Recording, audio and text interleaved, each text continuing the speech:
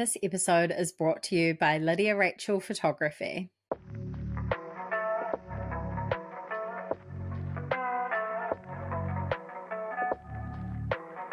Welcome back to the Kiwi Wedding Podcast. I'm your host, Lydia, Auckland wedding photographer from Lydia Rachel Photography, and today I'm joined by Caren to chat through her wedding journey from the very beginning right through to the big day. Caren takes us back to how she and her now husband first met and how their story unfolded over the years, including time overseas, big life chapters, and eventually finding their way back to each other. We also talk about getting engaged in a super intimate at-home moment, planning a meaningful wedding on family property in Mangawhai, and why the real costs of a home wedding can surprise you. If you're currently planning and want a reminder to focus on what actually matters, this episode is full of helpful insight. Before we get into the episode, I also wanted to let you know that this is our last official episode for 2025. We'll be back to normal with weekly episodes from January 13th next year. I will be popping in over the break with a few surprises, so keep an eye out over the holidays. I hope you all have the most amazing break, soak up time with family and friends, eat good food, and get a proper rest. And a massive congratulations to anyone getting engaged over the holidays. This is definitely peak season for knees being dropped, and I'm so excited for you. Thank you so much for listening to the Kiwi Wedding Podcast this year. Whether you've tuned into one episode or every single one, shared it with a friend, sent a message, or left a review, I am so grateful for your support. If you do have a spare minute, I'd love it if you could share the podcast with someone you think would enjoy it. Maybe they need something to listen to for their long drive on the way to the beach. And remember to rate and review the show wherever you listen. It really does help the podcast grow. Stay safe on the roads this summer, and to anyone getting married over this season, all the best. All right, let's get into it. Enjoy episode 126 with Caren. Hi, Caren. Thank you so much for joining me on the podcast today. Excited to chat to you all about your story and your beautiful wedding day. Yes, thank you so much for having me. So good. So to get started with, if we could just go back and you could tell us the story of how you guys met and a little bit about your life together. Yeah, okay. We met probably about over 12 years ago now. I was working at a hair salon as front of house and kind of social media manager. And these boys at the time were coming in to get free haircuts, and I didn't really understand why. But yeah, the manager of the hair salon at the time was kind of quite into the music scene, and these guys were up and coming musicians. I hadn't heard of them, but they are now in a fairly well known band called 660. And the lead singer of that band, came in, got his hair cut, and we kind of caught each other's eye, but I didn't really think too much of it until the manager kind of pulled me aside afterwards and was like, oh my God, he was asking so many questions about you. And then the next day he called the salon. It was very old school back then, 12 years ago. We weren't on any dating sites or anything like that, but he called the salon, and I thought he was going to complain about his haircut. But instead, he asked me out on a date, and the rest is kind of history. We went on a date that it was, I think, on a Monday, and we went out for lunch, and then we went and got coffee, had a cider, hung out at the park, and it ended up being like a 10-hour date, and we just couldn't stop talking, and we just clicked, and then it was just really nice and genuine, and 12 years later we now have two. There was a lot of on and off in between that. We haven't been together for 12 years. I lived overseas in London for about 6 years, and then he's been touring and doing his thing, so we kind of have been on and off. But we definitely focused on our own kind of career paths. and then have since we kind of kept on gravitating towards each other. And yeah, now we've got 2 beautiful children, and we got married in on January the 4th, 2025. So just earlier this year. Oh, so good. Love that Yeah. story. And yeah, so you had a bit of a journey, kind of gravitated back towards each other, dating for a while, and then got engaged. Can you tell us a bit about the proposal story? It was we were engaged for quite a long time. It was pre-COVID times, and Machu was about to go on a work trip to LA for a few weeks, and yeah, we usually, when before he goes away, would go on like a date night, and just spend some quality time before he goes away. And so this date didn't seem anything out of the ordinary. We ended up going to Depot, which is one of our favorite restaurants. So yeah, went to Depot and had delicious food, drinks, and then we came home. And then he said, "Let's open a bottle of champagne." And I was like, "What? We've just had a whole bunch of drinks out for dinner. I've got work tomorrow, like, and you've got like a 12-hour flight." Anyway, he proceeded to open the bottle of champagne and then got down on one knee, and it was just super intimate and casual, and yeah, it was really beautiful. It just being us.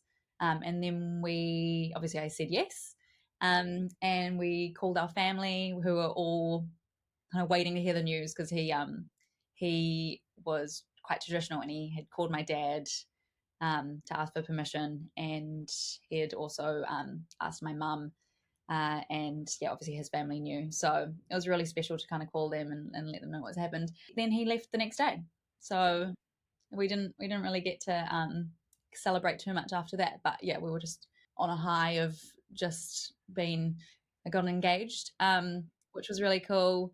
And then we actually found out that it was quite a big weekend for us, because yeah, within that kind of same week, we had bought a house. I found out that we were having our daughter, and we got engaged. So yeah, really, really special time for us. Yeah. Oh, lots of celebrations Yeah. on then. Yeah, so special. Yeah, just having that moment, just the two of you, and then yeah, sharing with everyone. So good. Yeah, it's quite nice. It just being intimate, and you don't have to worry about onlookers, or and it's just then the reaction's quite genuine as well. Yeah, no, it was really special. It was perfect for who we are, and what I would have wanted. So yeah. Had you been one of those girls that dreamed about your wedding day? Did you have kind of a vision in mind for that? And so you're engaged for quite a while. When did you sort of start planning? What did those first steps look like? I mean, I think every girl thinks about their wedding day in some form.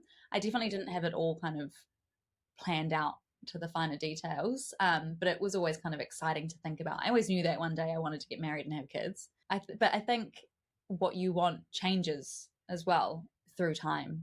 I'd always kind of known that I just, as long as my close friends and family were there, that's kind of all that mattered to me.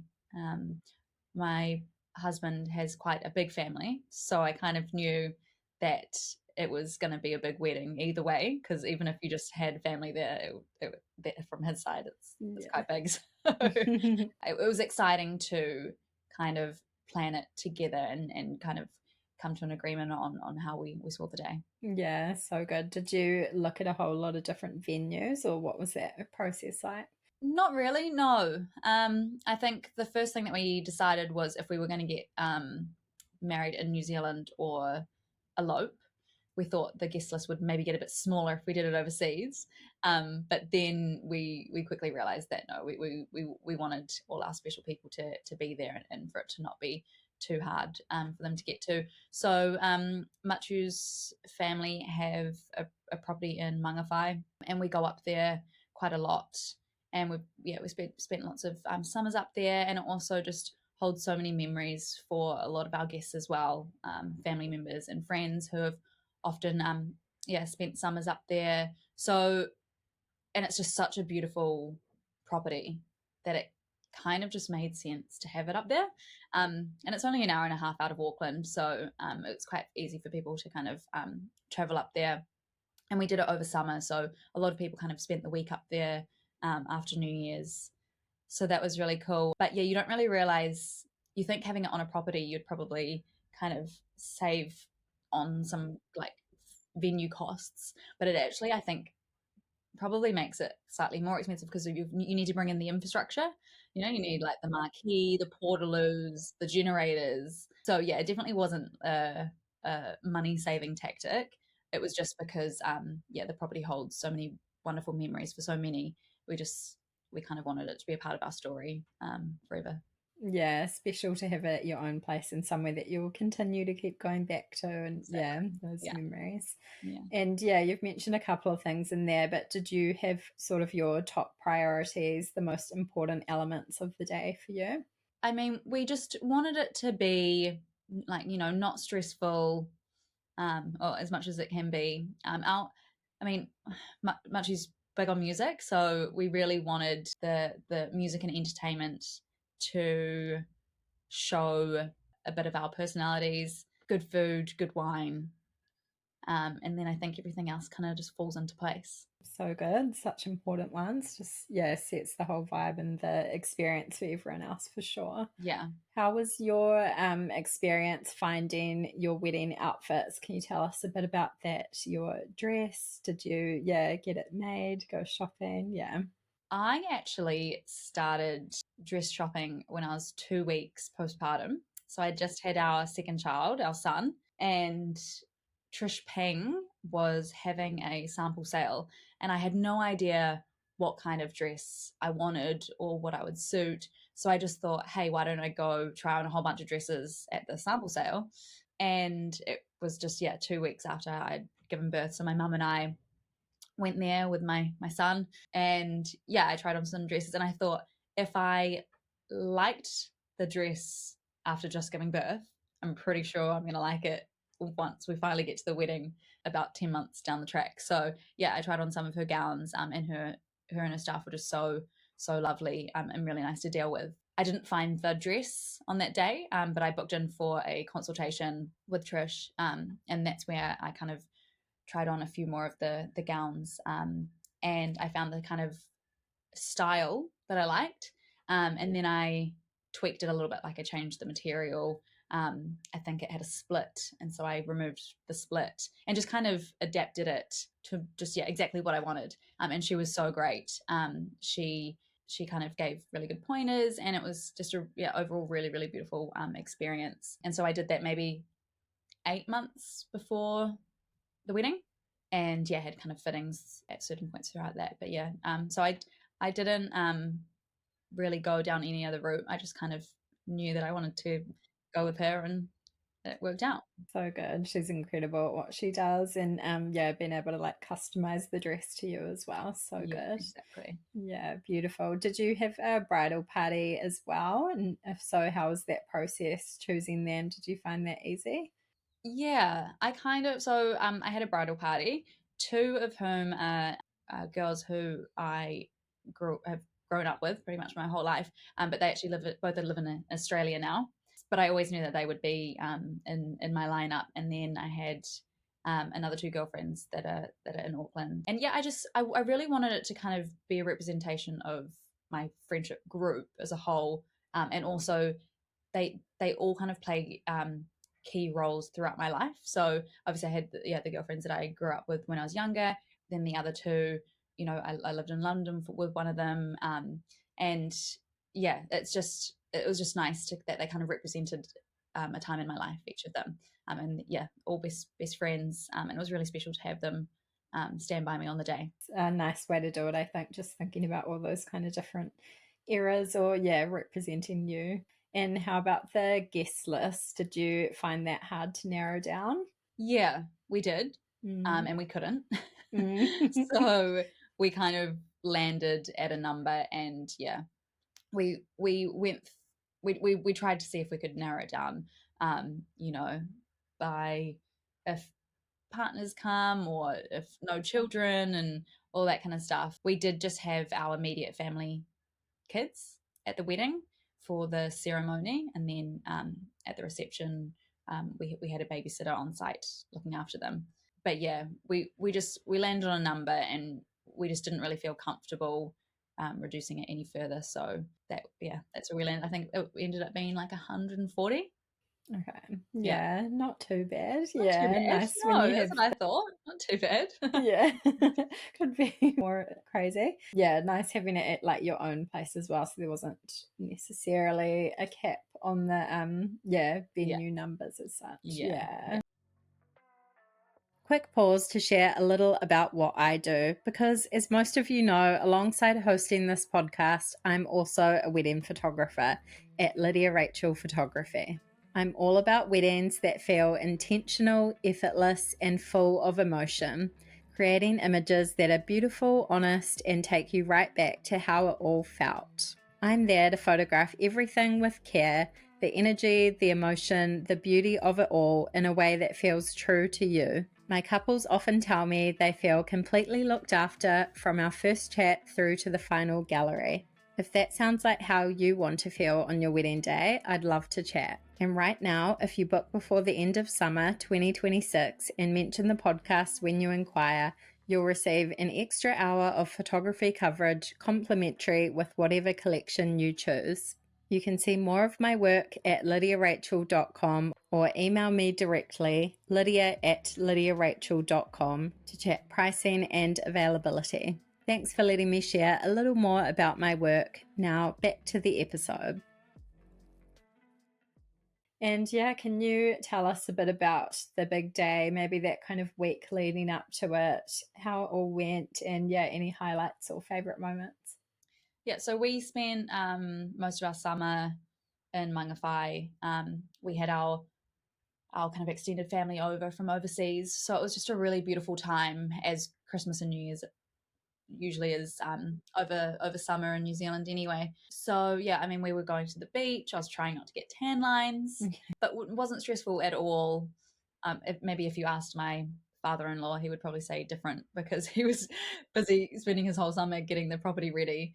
But no, it was a really beautiful time, and everyone was just all in such good spirits and excited for the wedding. So yeah, and we had a lot of our friends up over the New Year's period as well. So we had a really nice New Year's with some close friends and family ahead of the wedding. So that was really special. But yeah, the lead up, was pretty chill. Just wanting to spend quality time with each other. And then as more and more people came in, the day of, it was just there was loads of busy people setting up marquees and all the kind of infrastructure that kind of goes into it. But I think the key thing for me was having our wedding planner, who was Lisa from With Love Wedding and Events. Amazing. So she just took all the stress out of it. It was such an enjoyable process, and I think that's how it should be. You know, yes, there's stressful things that can happen, but if you've got someone on board to help mitigate those and problem solve and all of that, I think it should be an enjoyable experience, and ours definitely was. Yeah, she's amazing. I actually just recorded an episode with her, so awesome. talking about her wedding and life as a vendor. But she's incredible what she does, and it's such a helpful person on the day to just problem solve, keep everything kind of running. So good. Absolutely. So you want to go into the day a bit, just kind of the flow of what happened and any highlights? Yeah, so there's a couple of houses on the property. So Machu got ready with his groomsmen at the main house, and then I took over his nan's house at the top of the property with my bridal party and our mums and stuff, which was really special. And we have 2 young kids, so they kind of just were going back and forth between them. But yeah, it was really, really chilled morning. Hair and makeup takes so long when you've got so many people getting it done. But it was really nice. It kind of reminded me of when I was younger, getting ready to go out, and you've just got that special time with your girlfriends, which you don't really do anymore. So yeah, we had a few bubbles, some breakfast, and we just enjoyed spending time with each other. It was no stress. The only stressful part was probably I left steaming my dress till the last minute, Mm. and it was really hot, so that was a bit stressful, but that was all my own fault. But other than that, it was a really beautiful morning. And then before we knew it, it was like time to get ready to go down, and we just walked down to where the ceremony was. It had been raining on and off, which was a bit stressful, but I kind of didn't. I was like, oh, what will be, will be. And it actually held off for the entire ceremony, which was amazing. And then it wasn't until after that, and we'd walked up to our cocktail hour, that it just like bucketed it down. So the timing wise, it was pretty incredible. And it only lasted like 5 minutes, and then it was fine again. So really lucky with that. But it was just such a beautiful experience, just having all your loved ones in one place for you. And I was so surprised at how not nervous I was. Like, I had zero nerves, which is very surprising for me, because I usually would be quite anxious at people, like on all the attention on me and looking at me. I don't really like to be the center of attention. It just felt so good having all our friends and family there for us, and it was just kind of like about time, like we'd been engaged for so long and had been together for so long. So it was just so much fun. And then we had all our guests kind of follow us up after the ceremony to the cocktail hour, where we had music and cocktails. A few people loved the cocktails a bit much, but as you do at a wedding. And then the whole day just flowed so well, and that's probably another credit to Lisa and her team, just kind of navigating everything, and it just all kind of flowed so well. We did some photos, and then we got into the dinner and speeches. Oh, so good. Sounds like such a beautiful day. Did you have personal details that you incorporated through the day that were representative of you as a couple, I guess? Do you want to tell us about a few of those? Yeah, absolutely. We had entertainment from Sam Jones, who also does saxophone, and we had a drummer. So we kind of beefed that up quite a bit. And we gave them kind of a playlist that was kind of personal to us, and that showed our kind of personality and what we're into. And they kind of played that throughout the day, which was really cool. And then another personal touch that we did was Machu's mum, Barb, owns a pottery studio up there. And so in the lead up to the wedding, we actually made our side plates, and they each had a song lyric on them. And throughout the dinner, these songs were played, and it was such an impromptu part of the wedding, but it was probably one of my favorite parts. That the song was just like blaring, and each table would just like stand up and start singing at the top of their lungs. Oh, so good. Which was really cool. It was just you can't really kind of make something like that happen. It just kind of has to happen. But it was really cool. Like, our guests were just absolutely loving it, and then they were able to take those plates home. So it was kind of like a guest favor. A few people took more than just their own home, and so there's been a few battles of people wanting to get a full set of 6 or something. But no, that was really special. So Oops Collective is the pottery studio by Machu's mum, and we just thought it was a nice little touch, kind of have that as a part of our wedding, and for something that our guests can take home and remember the wedding for or with. Yeah, so special. Yeah, that it's like unique to you. And I don't know, a lot of people don't do favors anymore because they just get left on the table if it's, I don't know, a little jam jar or whatever it is. But that's like something you actually want. So love that. Yeah. Is there any other things you want to mention there?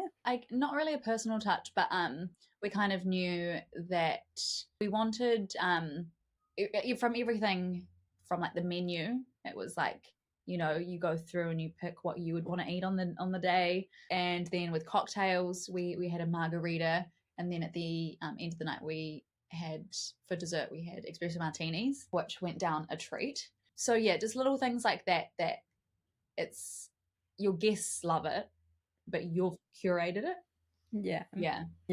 All the little details and thought that goes into it. Yeah, so special. What did you find the hardest part about the whole wedding planning process? Is there anything you look back on and regret or would have done a little bit differently?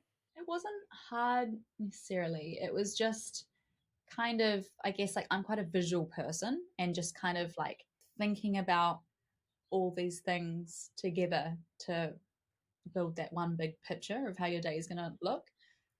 You can decide on florals, you can decide on your napkins, you can decide on all these things that make up your day. But until you kind of all see it come together on the day, I feel like it's quite hard to visualize. But yeah, I mean, we had mood boards and everything like that, but I was blown away. Like it was better than expected, which was crazy because I just all the vendors that we chose like went above and beyond like my wildest dreams. Like it's really hard to kind of envision things on paper and deciding on like do you go for the what color napkins do you go for? Are we going to kind of scale it back or are we going to go all in? And the plan obviously helps you with that as well. But yeah, it wasn't until I kind of saw it on the day that I was like, oh whoa, like this has all come together really, really well.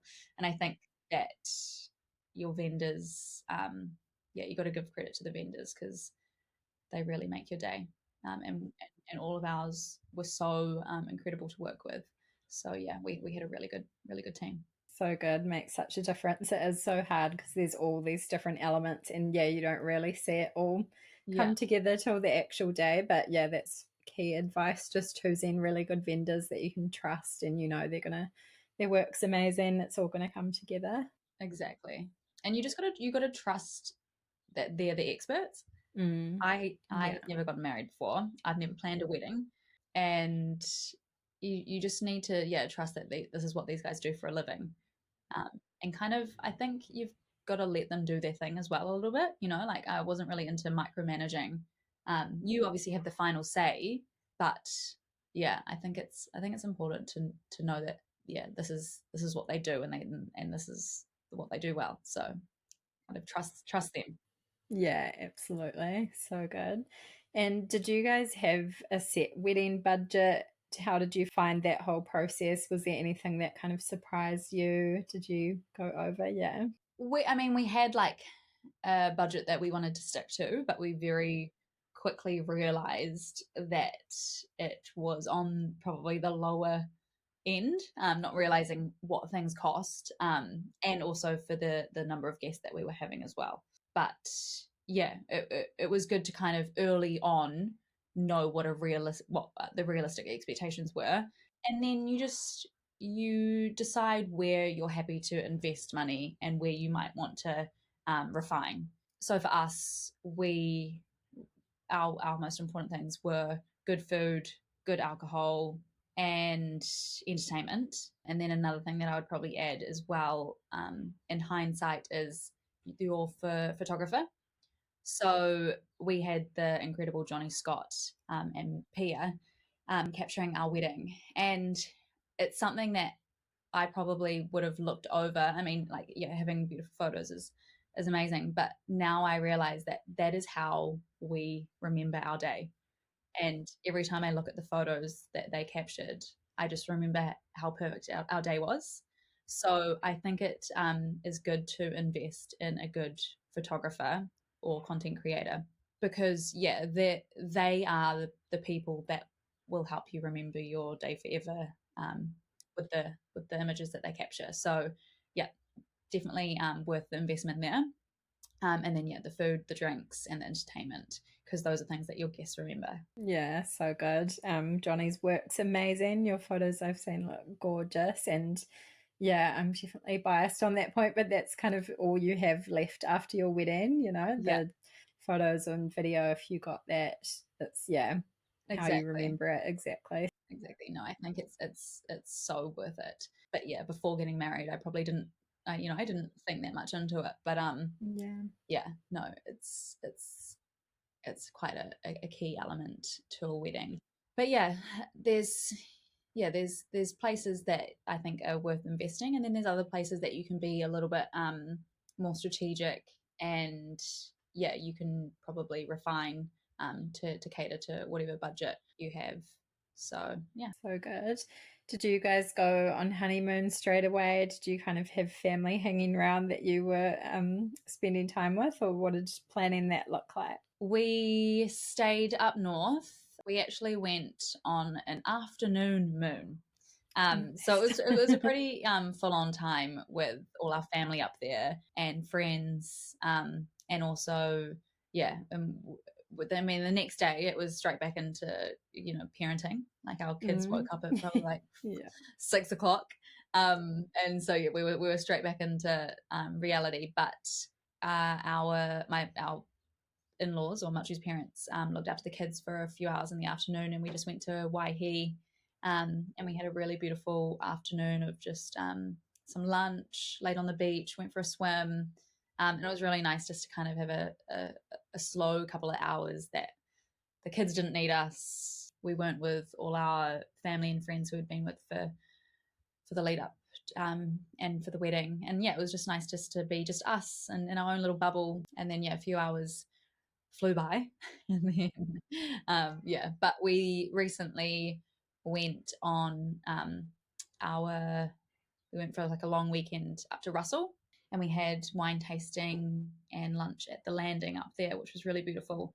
And yeah, so that was kind of our honeymoon, which we did a few months after the wedding, which was kind of nice because we had to look forward to. But yeah, I still have a vision board of, I don't know, I'd love to go to Italy and eat and drink our way around there. But yeah, maybe one day, maybe not necessarily for a honeymoon, but yeah, the big trip will come. But no, the time that we had in Russell was really beautiful, just us. So yeah.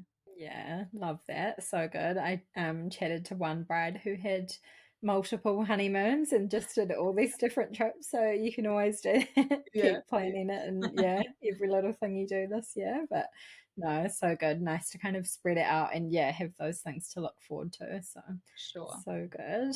Did you have any sort of helpful resources that you used during the planning process? I imagine Lisa would have been amazing and yeah, helping you find vendors and inspiration and everything. But yeah, was there anything else like that you can think of? I asked, a lot of my friends had been married before us, so I got kind of details from them. One of my best friends, I used her hair and makeup vendors, which was Kate Solly, and then Hair and Hunter as well. So yeah, when you see something you like and you're like, oh, I'm definitely getting them. Yeah. So yeah, but I think there was a lot of searching on Pinterest for the kind of vibe that you want to go down. But yeah, that was about it really. Yeah, so good. Nothing like that kind of personal recommendations, just chatting to friends as well. So helpful. Yeah. And yeah, you've given some great advice already, but is there anything else you would say to a couple that's planning their wedding at the moment? I would say get a wedding planner to avoid the stress, and so you can actually enjoy the experience.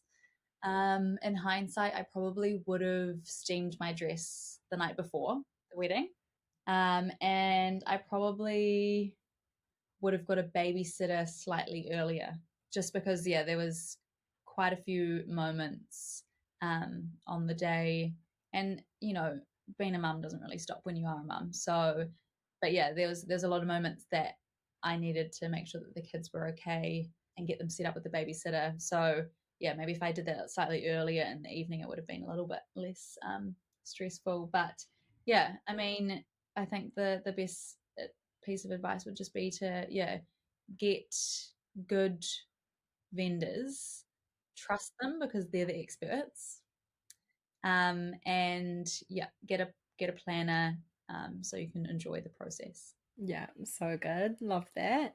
And what is married life like now? Do you feel like you got any of the post-wedding blues? I don't know if it was post-wedding blues, but I wanted to do it all over again. But I wanted to be a guest at my wedding. Yeah. So yeah, I mean, it was the best day of my life, hands down. And yeah, I would love to do it again, but be there as a guest. But yeah, no post-wedding blues. Married life is great. I thought it, in ways it doesn't feel different at all, but in ways it does. It's just really kind of solidified our relationship and love for one another. And it's nice just for it to finally kind of be official and to now be able to say like my husband versus like partner or boyfriend or fiance or whatever. So yeah, no, it feels really good. Oh, I love that. So nice. Amazing. Been so lovely to chat to you today and yeah, hear more about your beautiful day. Is there anything else you want to add that we missed as we wrap up? We really wanted to include our kids in the wedding. And so we had our daughter as a flower girl, and then we had a lot of my brother and my two sister, we had their kids as a part of it as well. And it was just really special to now being able to we'll be able to look back on photos and know that they were there. So yeah, that was really, really special for us. And I mean, they probably won't remember it because they're so young.